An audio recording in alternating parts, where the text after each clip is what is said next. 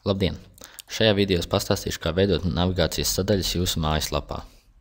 Tātad šajā lapā mēs redzam divas navigācijas sadaļas.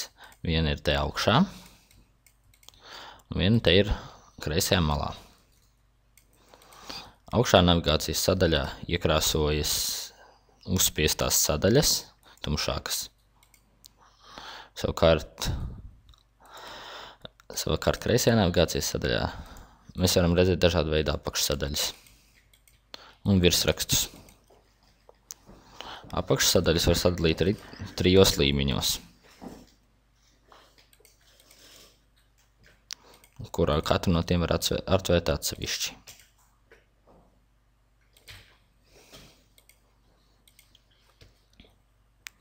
Tātad, kā veidot tās navigācijas sadaļas? Dodamies uz administrācijas sadaļu, tad mēs redzam navigācijas koku. Lai izveidot jaunu sadaļu, mēs izvēlamies valodu, kādā mēs to veidosim. Dodamies lejā, un te mēs ievadīsim kārtas numuru, kāda būs sarakstā pēc kārtas. Tātad mēs šoreiz vēlamies izveidot navigācijas sadaļā, kas ir augšējā, tas ir šī. Tad mums jāievada kārtas numurs no 0 līdz 99. Tad, tā kā mums pēdējā ir 60, ievadīsim 70. Te mēs ierakstam jaunās lapus virsrakstu.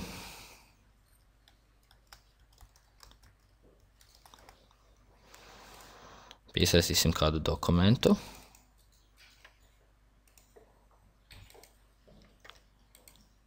Un tālāk pierakstīsim kādu pseidonīmu, kam ir jābūt praktiski tādam pašam kā virsrakstam, tikai bez garumzīmēm un atstarpēm.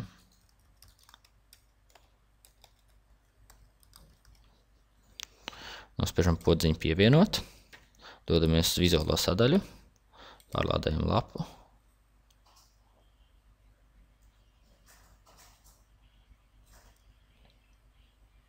Un redzam, ka mums te parādīsies jauna sadaļa. Uzspiežot uz tās, mēs varam redzēt tās saturu. Tātad, ja mēs vēlamies pārvietot šo jauno sadaļu uz kādu citu pozīciju, mums atkal jādodas administrācijas sadaļu, jāizvēlas. Tagad mēs redzam šo jauno sadaļu arī šeit, navigācijas kokā. Uzspiežam uz tās virsū. Un jānomaina kārtas numurs. Ierakstīsim, piemēram, 40. Nospiežam mainīt. Dodamies atkal uz vizuālo sadaļu. Un redzam, ka tā ir pārvietojusies. Tālāk. Ja mēs vēlamies, lai mūsu sadaļa nebūtu redzama, tad mēs noņemam ķeksīti no aktīvas, nospiežam mainīt. Pārlādējam lapu. Redzam, ka tā nav vairāk manāma. Tālāk, ja mēs vēlamies šo sadaļu novietot kreisajā malā, tad mums ir jāieraksta kārtas numurs sākot no 100. Šajā gadījumā ierakstīsim, piemēram, 150. Nospiežam mainīt. Dodamies vizuālo sadaļu, pārlādējam. Redzam, ka jaunā sadaļa parādās te tūlītais nosaukums sporta preces. Uzspiežot te virsū parādās tas pats teksts. Nospiežot sākums, mums pazūd. Tālāk. Mēs varam arī jauno sadaļu pataisīt pa kādas sadaļas nosaukumu. Piemēram, izveidosim jaunu atdalošo grupu, kā te ir sporta preces un cits inventārs. Tātad dodamies uz valodu.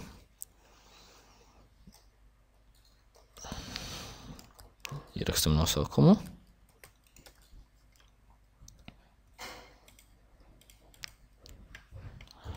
Un izvēlamies tā, piemēram, 280. Nospiežam pievienot. Tāpēc sadaļas grupa ieliekam ķeksīt pie virsraksta. Nospiežam mainīt. Pārlādējam lapu. Un redzam, ka šajā vietā tagad ir izveidojušies divas atsevišķas grupas. Tā kā. Pirmā ir, kurā ir sports preces, tad ir grupa, un tad vēl tālāk iepriekš minētais jau cits inventārs.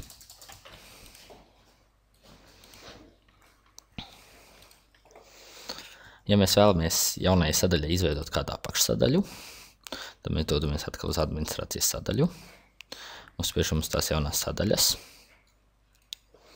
un tad te ir šīs esošās sadaļas labošanas logi, bet te apakšā var pievienot jaunu.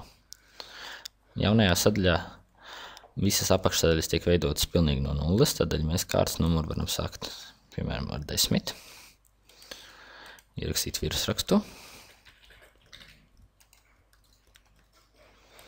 pseidonīmu,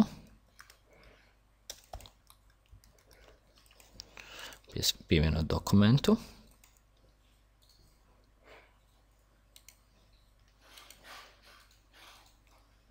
pievienosim vēl kādu pie šīs pašas sadaļas, 20.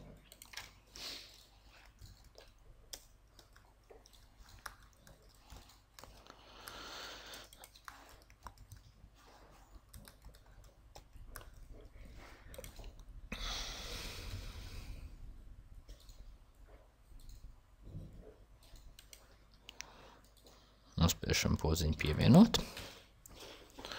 Un tagad mēs te redzam plusiņu, un viņa ir palikusi pa tādu tā kā mapīti. Uzspiežot virsū, mēs redzam abas divas apakšsadaļas. Dosimies uz vizuālo sadaļu, pārlādēsim lapu, uzspiedīsim tagad uz jaunu sadaļu, un redzam, ka tā ir divas apakšsadaļas. Uzspiežot uz pirmās parādās apraksts, un uzspiežot uz otrās arī.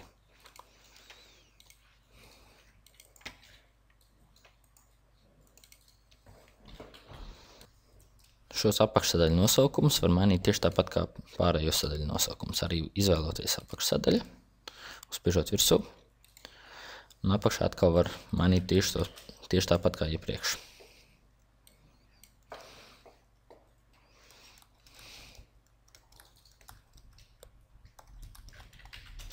Uzspiež mainīt. Nonākot vizuālā sadaļā, pārlādējot, mēs redzam, ka tā ir mainīta.